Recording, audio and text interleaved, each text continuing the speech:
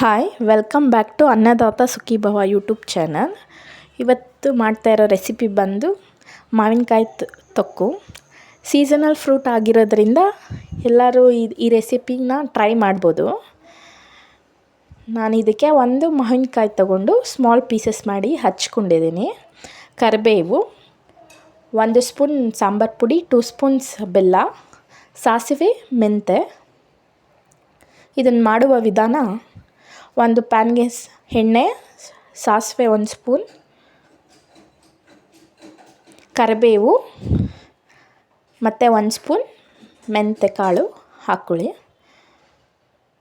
ಇದಕ್ಕೆ ಹಚ್ಚಿಟ್ಕೊಂಡಿರೋದ್ರಂಥ ಮಾವಿನಕಾಯಿನ ಹಾಕ್ಕೊಂಡು ಸ್ವಲ್ಪ ಎಣ್ಣೆಯಲ್ಲೇ ಫ್ರೈ ಮಾಡ್ಕೊಳ್ಳಿ. ರುಚಿಗೆ ಬೇಕಾದಷ್ಟು ಉಪ್ಪು ಹಾಕ್ಕೊಳ್ಳಿ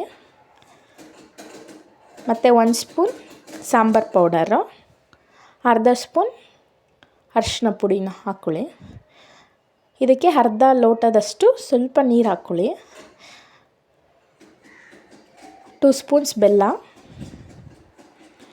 ಮತ್ತು ಸ್ವಲ್ಪ ಗಟ್ಟಿ ಆಗೋವರೆಗೂ, ಈ ಹದಕ್ಕೆ ಬರೋವರೆಗೂ ಬೇಯಿಸ್ಕೊಳ್ಳಿ. ಟೇಸ್ಟ್ ನೋಡ್ಕೊಳ್ಳಿ, ಉಪ್ಪು ಬೇಕಂದರೆ ಇನ್ನೊಂದು ಸ್ವಲ್ಪ ಆ್ಯಡ್ ಮಾಡ್ಕೊಳ್ಳಿ. ಮಾವಿನಕಾಯಿ ತೊಕ್ಕು ರೆಡಿ. ಇದನ್ನು ಚಪಾತಿ ಮತ್ತು ರೊಟ್ಟಿ ಮತ್ತು ಬೇಳೆ ಸಾಂಬಾರು ಏನಾದರೂ ಮಾಡಿದಾಗ ಸೈಡ್ ಡಿಶ್ ಆಗಿ ಸಹ ತಿನ್ಬೋದು.